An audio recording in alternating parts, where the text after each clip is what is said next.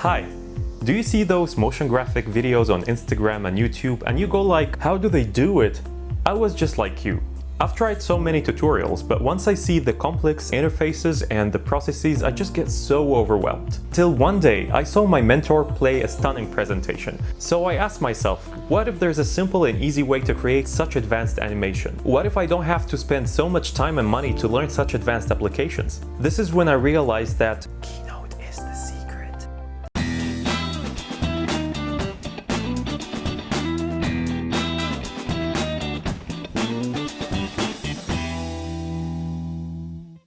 Animations that take agencies days to do, I finish in only a couple of hours, free of charge and believe me, with 10 times less the effort. What can you do with Keynote? Believe me, the list is unlimited. I want you to be able to create your own Instagram animation, your own story size promo, or even a lower third animation for your YouTube video.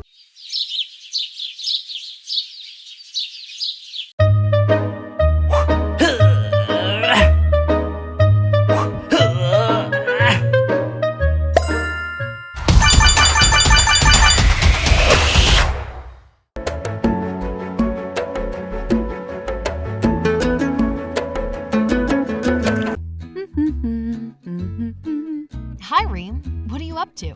Hi, Sarah. I'm buying my organic products from outside Kuwait. But why don't you buy it from Kuwait?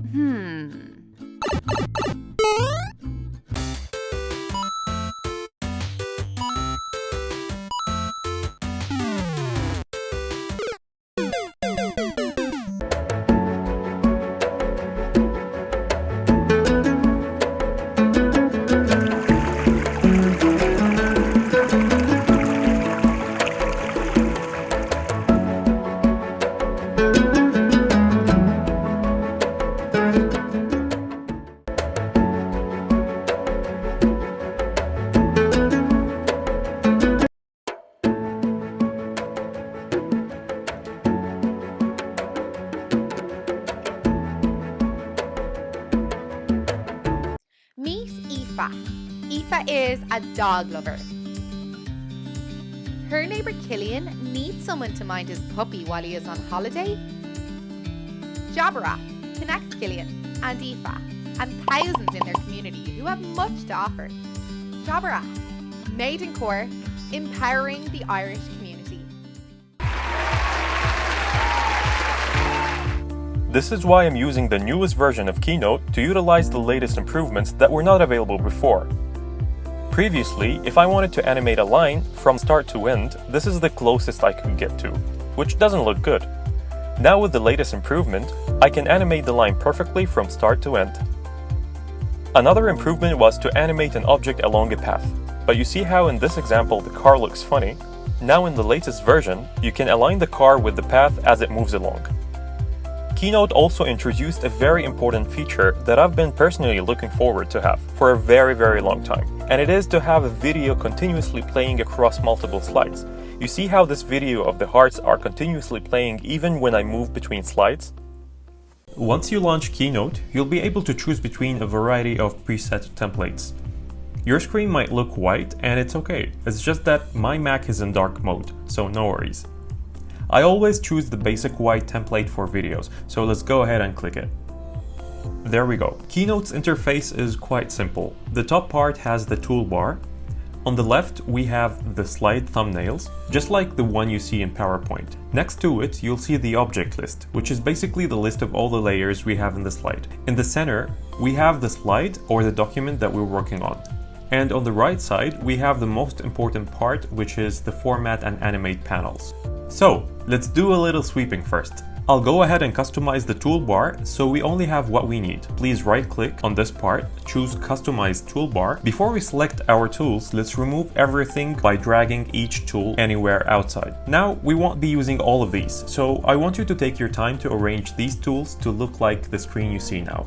I'll give you some time to do this. Very good. This is to play the slideshow or to preview your animation.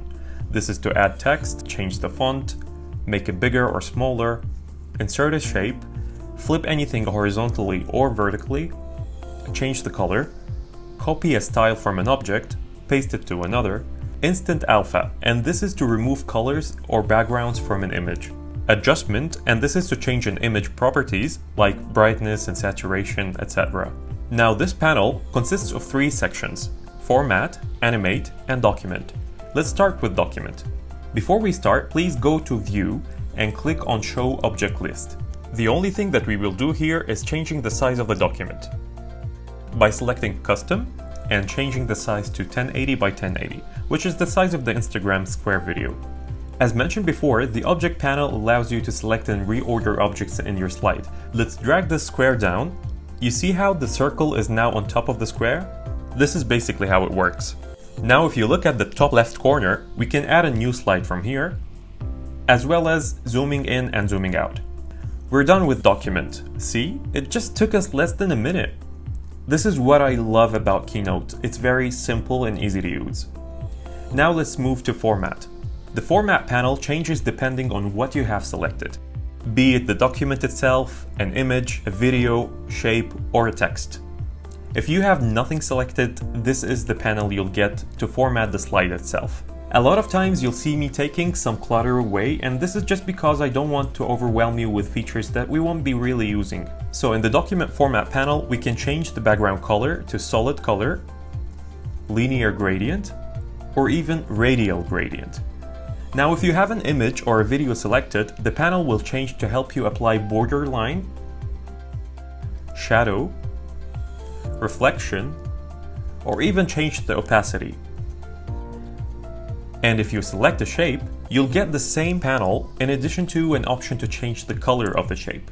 And if you have text selected, the text format panel has many options, but the most important features are the ones that you usually get in Microsoft Office, like changing the font type, the style, the size, color.